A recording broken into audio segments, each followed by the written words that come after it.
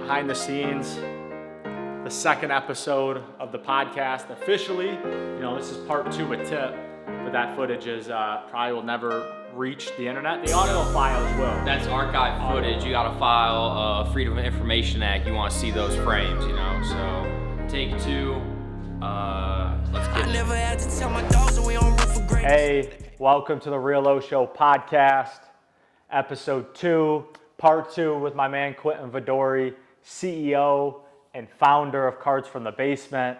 What's going on? Excited to have him back on. We're going to be talking sports cards today. Going to talk some Detroit Pistons draft. This is June 26th, I believe. So, this will probably come out the preceding Friday. But we're going to talk Detroit Pistons draft. We're going to talk his Cards from the Basement channel, what he's seeing and where he wants to take that. And we might go somewhere else. So, Quentin, appreciate you coming on. What's going on? Happy to be here. Happy to be here for, a reiteration of the Real Oshow podcast. We did one back in, I don't even know now, like December, November. And we also did one outside. You remember? We did. We also did do one outside. I was like, hey, bro, we got to pause this. Let me go grab my mic. We went outside, and it was like a cold day because it was kind of sunny, but it was still cold out. Those were our Dark Lane demo tapes. So here we are now. We got Joshua in the mix now. Bro, camera flash. What's up, boys? I've been saying for a minute since we kind of all started our ventures that, Joshua has a knack for the editing, for the camera. But I mean, look at this guy. I need him on camera more. Absolutely. I need him in front of the camera. But I said it in episode 1. Bro, he's the real Oshow. I'm not Oshow. He is. I'm not Oshow. It's obviously I'm trying to make it a family name. I'm trying to make it a family name, a family brand. Having Joshua really be on the podcast, that's what the podcast is for, is to show everything. And I think this setup we have here is able to, obviously have guests on and still get Joshua on the camera, but he's also able to make sure the production's good so we're not fucking anything up, in the editing process. I was trying not to swear. My mom listens to this. She tells me not to swear.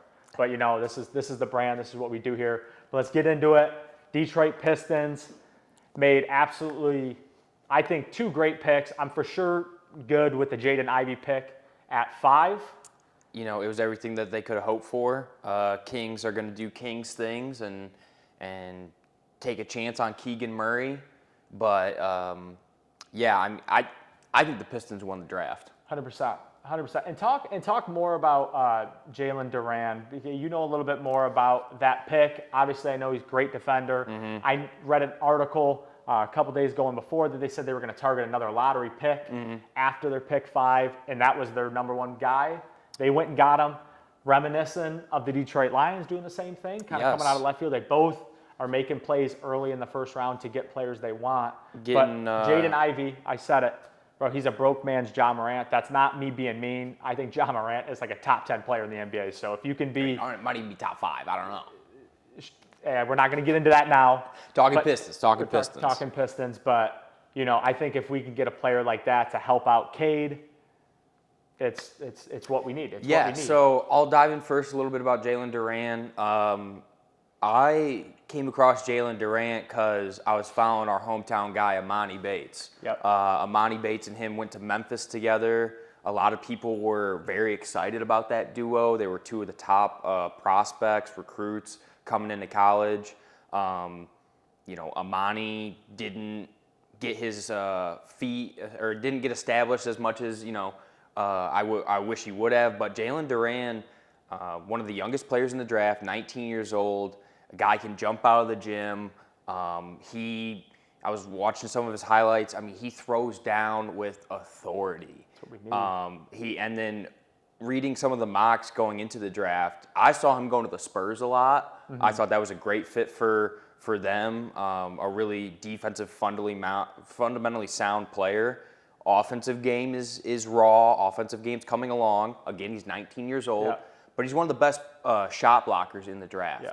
And as we were talking a little bit before the podcast, when you have a guy like Cade Cunningham, he is going to make everyone better. Everyone 100%. elevate their game. 100%. And that's why I think going defense with Jalen Durant is great because you look at the finals; those were the best 2 defensive teams. Yes, they were. In the NBA. First time ever that the number 1 and 2 defensive rated teams met up in the finals. But it always seems like you can almost relate it to any sport. Obviously, offense is huge. Like the Warriors have made a living off of it, but they still play great defense. Yes, they do. And I think that's where it gets to the point where you relate it to the NFL. Like usually in the playoffs, deep in the playoffs, it's usually the best defense. Right.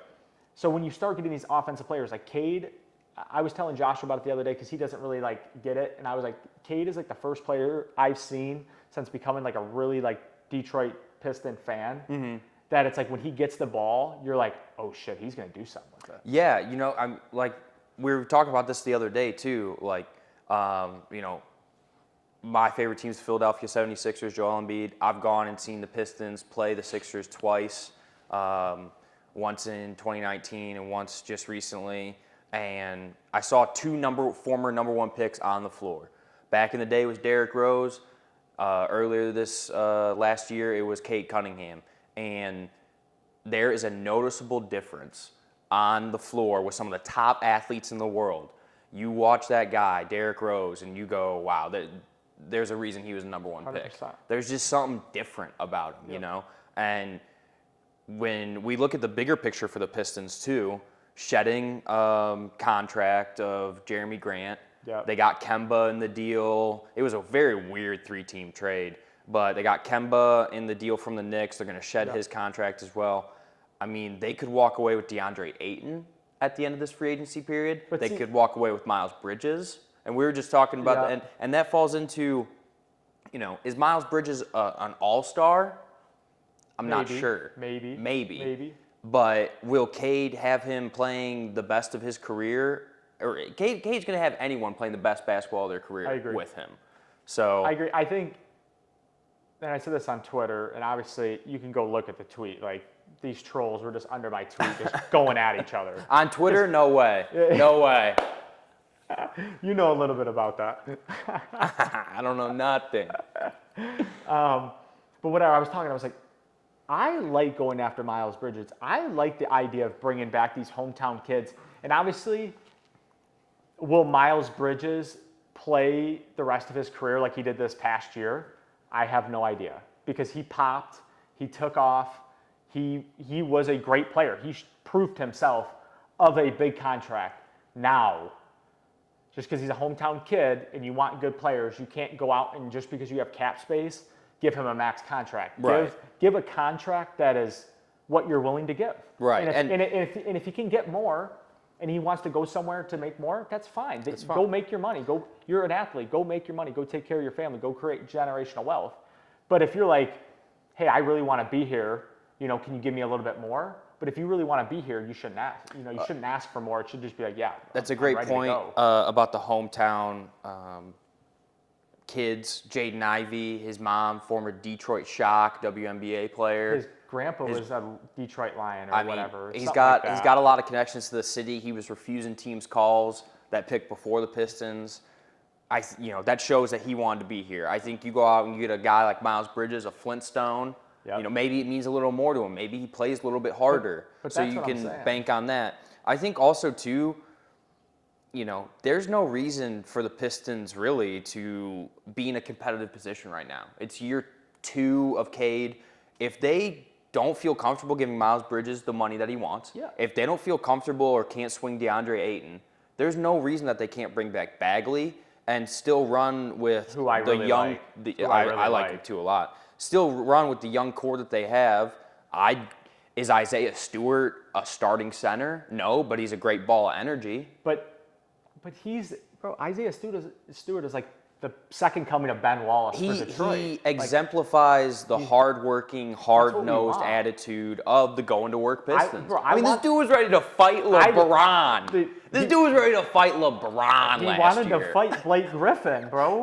They had the whole team about the fist fight because he wanted to fight Blake Griffin because for odd reason, obviously.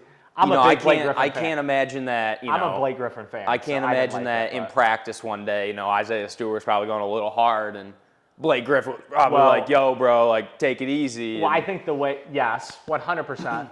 And I also think the way Blake Griffin left Detroit rubbed the players the wrong way. It obviously rubbed the fans the the wrong way. And I didn't know the podcast was going here, but this is a great turn, actually, because I've always wanted to talk about this.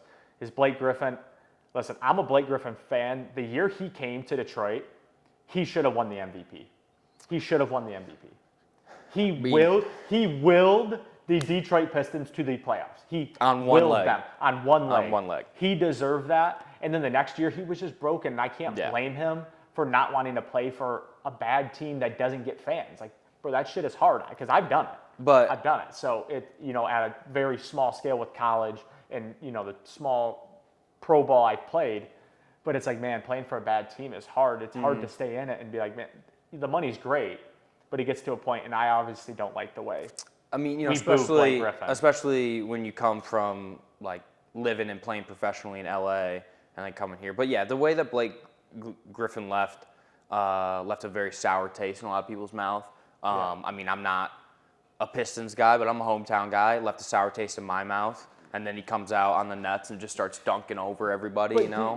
But again, I understand it. It was not a match made in heaven. Listen, 100%. It was the Clippers wanted to get the contract off the books, and the Pistons wanted to put fans in the seats with going after a huge star, and he really gave them what they wanted. Bro. They made the playoffs. Like, I remember that. They were good, and they played LeBron in Cleveland, got swept 4-0.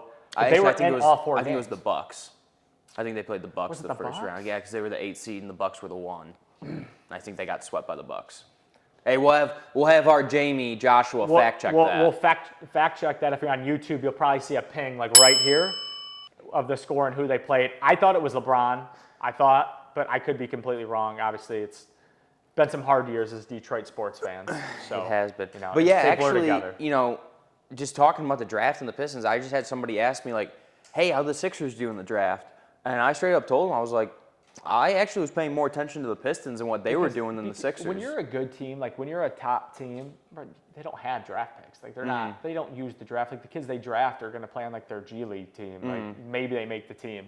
It's definitely for the lower teams, but the Warriors have shown that you can literally build a dynasty through the draft. You can actually show, and it's better than going to pay for these big three teams or players to try to buy these championships. It doesn't work. I mean, you win it in the draft. I don't think it's a stretch to say that in 3 years you have a pretty solid core with Cade, Ivey, and Duran.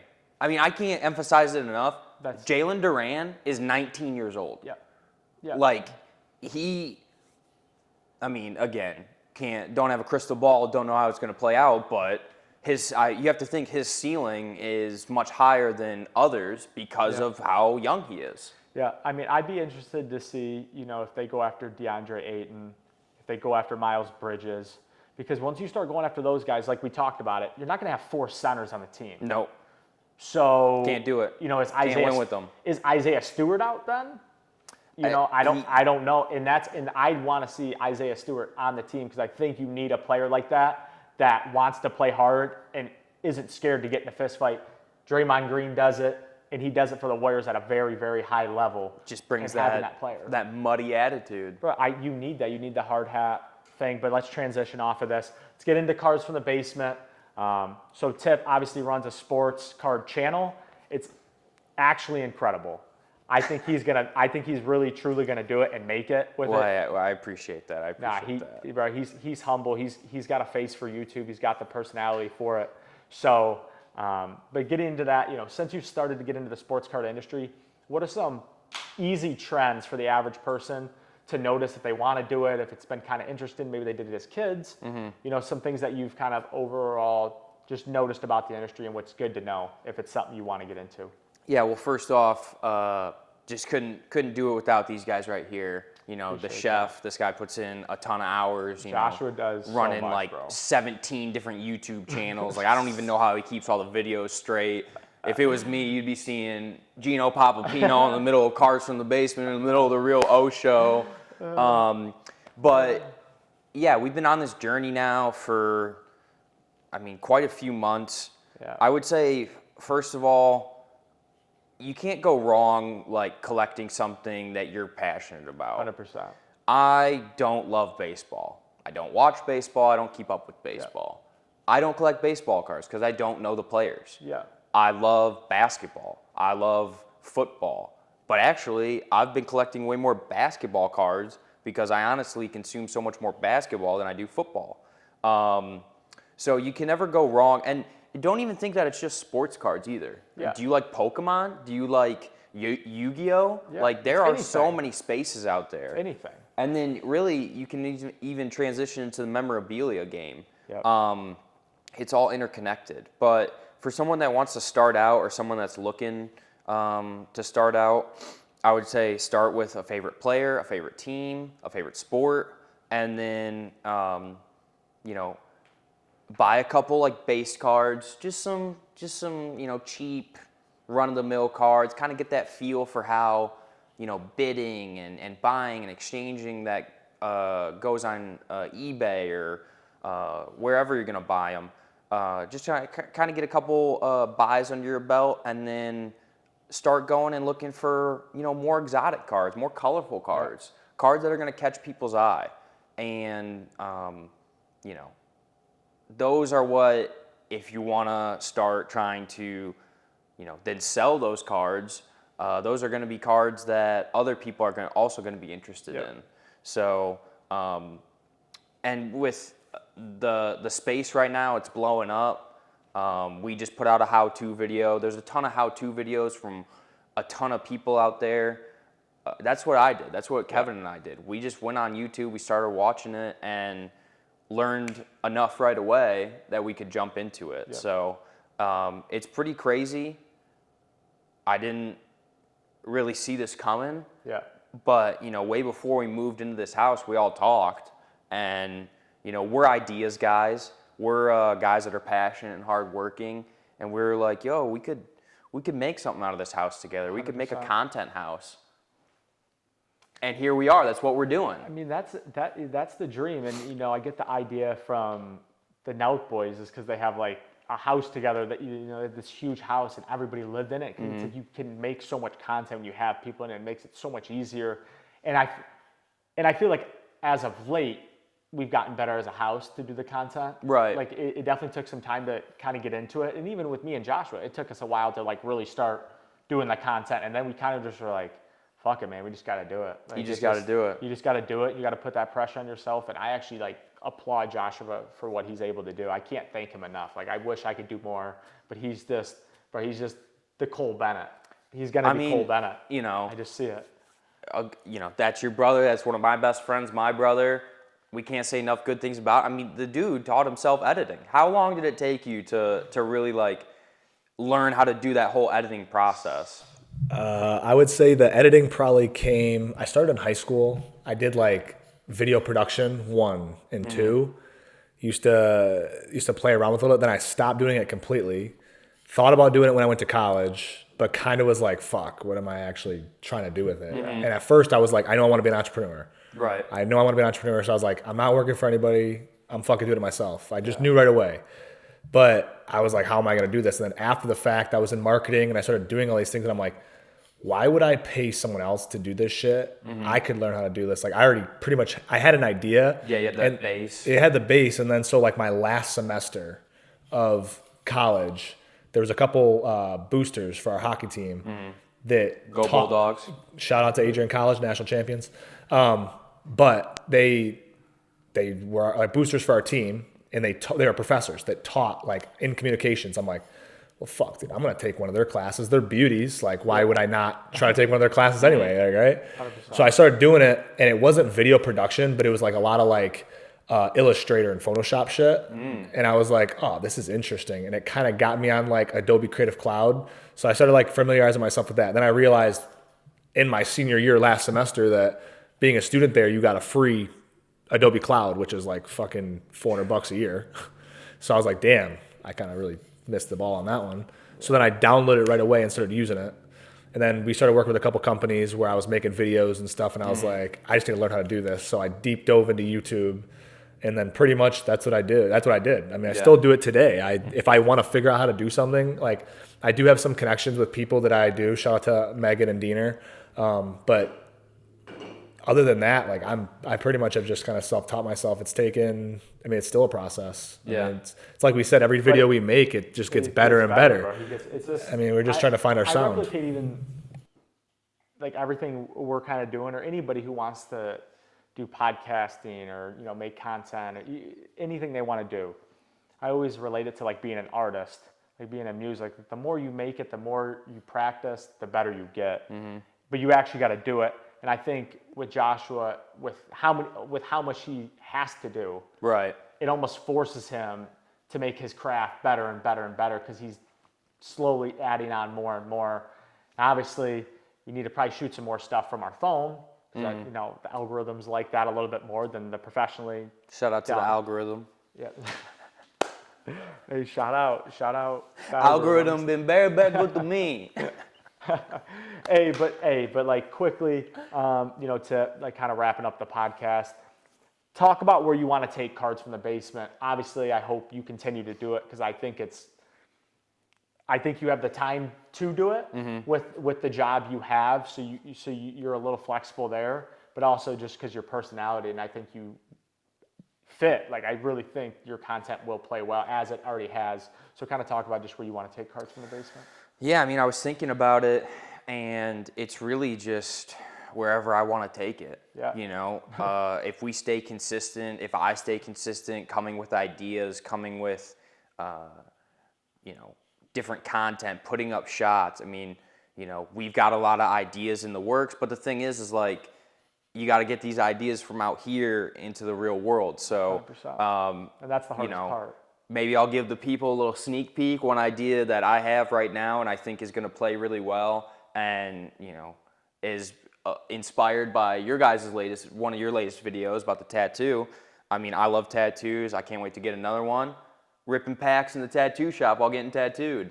That's great. And I know it's going to be funny content because when I got my last tattoo, it wasn't very fun, It wasn't very fun. Tattoos aren't fun, bro. Tattoos are not fun. I will disagree. I think tattoos are a great time. So I can just be there like ripping backs, like, hey man, this honestly kind of sucks, but. Bro, I love tattoos. I love my tattoos, but it's just like the fact of getting one. But the shit hurts. The shit hurts, dude. The shit hurts. Hurts. And the healing process is like awkward. It's like, when I was working in kitchen, shout out to Nick's Euros, I would burn my hand and I would never go, let me burn it again real quick, like that's what a tattoo is. You're just getting little burns on yourself. Continuous. But wrapping it up. Wait. No. I got one more. So we talked about this before. We work with a Detroit rapper, Geno Papipino, shout out. Lets us use his music for YouTube and stuff. Great dude. Hopefully he'll be a future guest on the podcast. But we wanted to ask you, we have a music video coming up for Geno for California Girls. You like the song. I love the song. We kind of had some ideas with what we want to do. Zach had a great idea that I'll let him share. But we know that you're a big music lover like us. Mm-hmm. Could you give us, quick pitch of what you think we should kind of base this music video off of? Because I think that we want to make this music video almost essentially a mini movie. Yes. And we know it's going to be a big production, and we know it's going to be a lot of work, but, it could be super cool. Okay, I got you. So, I wanted to see what you thought. I got you. Opening shot, Geno in the studio, sitting at the board, the California Girls beat kind of playing in the background like he's chopping it up. Lights up a wood, he's smoking, and then he kind of just falls asleep. And he goes off to do you remember the scene in 21 Jump Street when they're like tripping balls and Channing Tatum's in like this bright, colorful, cartoony land? He kind of transforms into a nice like paradise because, like he's in California. So that's kind of like the thought that I have like right away. I thought that would be. You got to find a beach. A great way to open it up. Sand.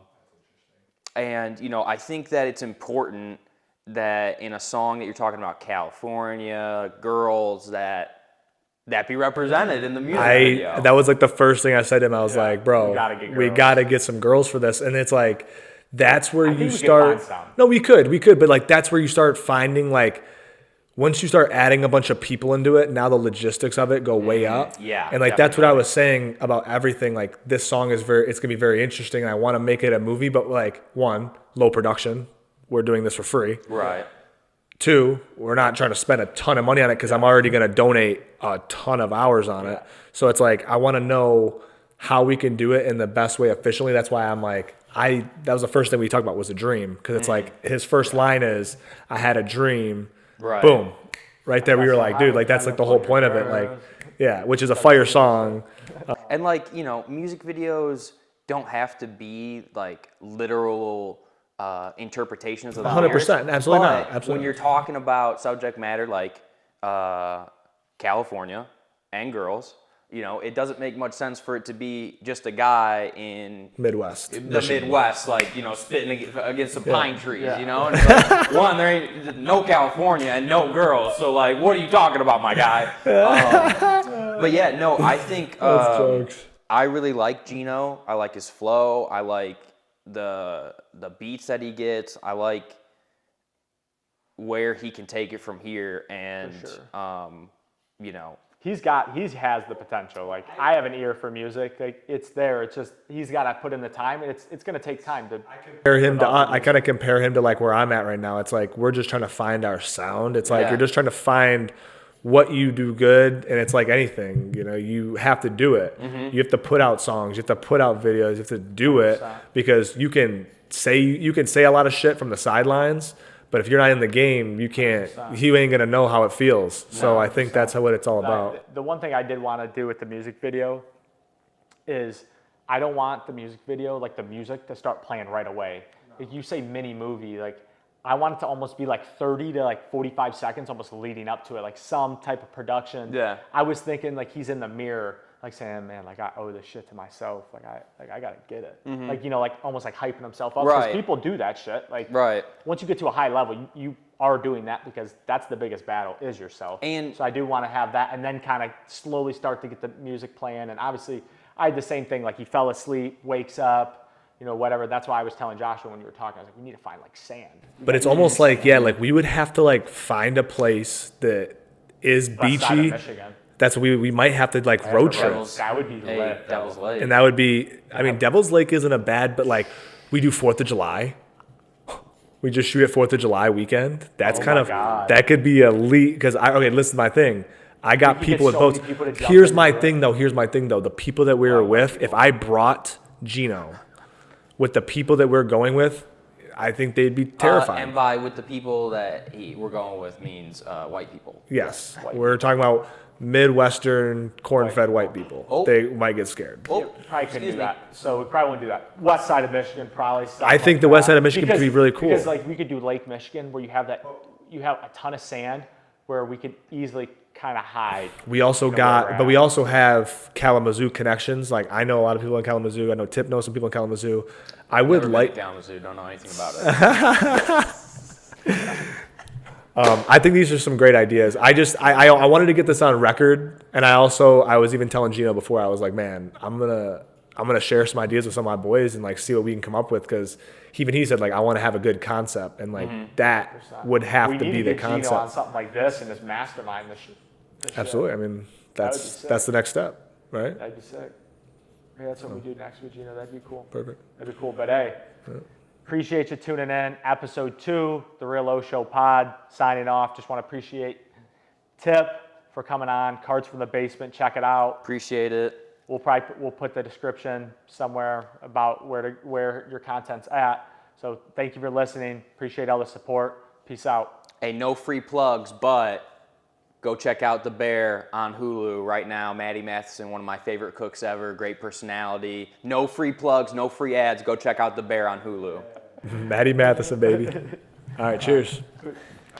No amount of warm-up can get me ready for this. I need it. Bro, I haven't ran since the fucking academy. Bully tipping this, fresh off a podcast.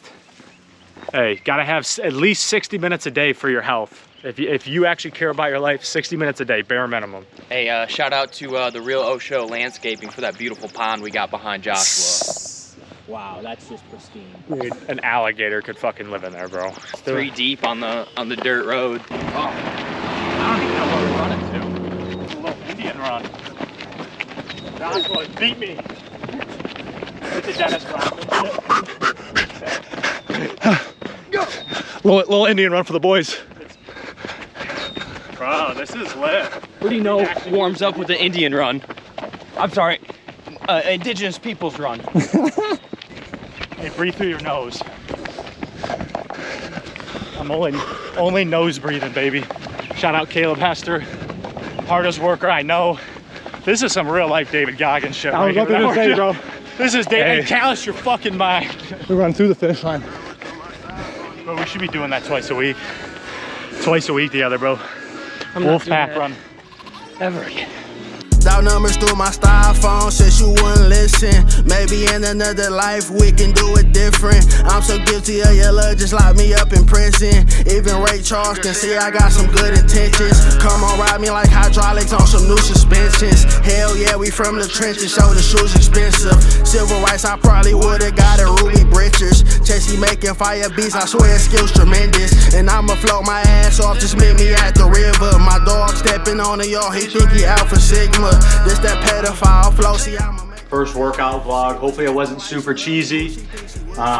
You know, I know Tip always wanted to do it, and I thought it would be cool. It's just kind of giving you the behind the scenes of what we do.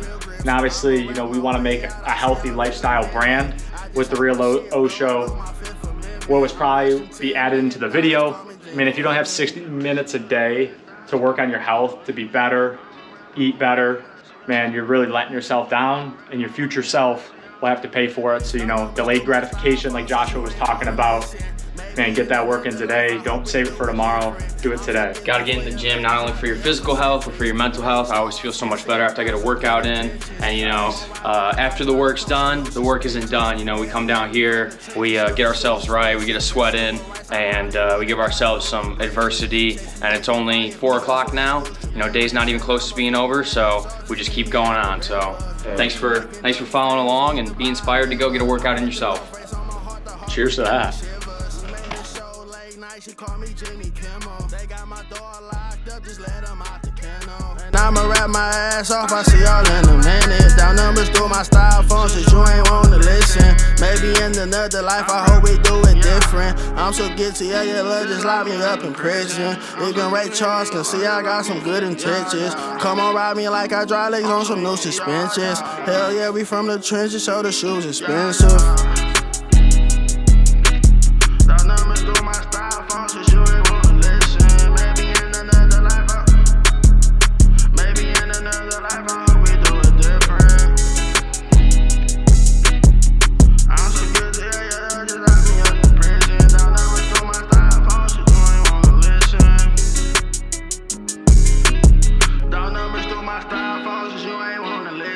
Maybe in another life, I hope we do it different. I'm so guilty of your love, just lock me up in prison. Even Ray Charles can see I got some good intentions. Come on, ride me like hydraulics on some new suspensions. Hell yeah, we from the trenches, so the shoes expensive.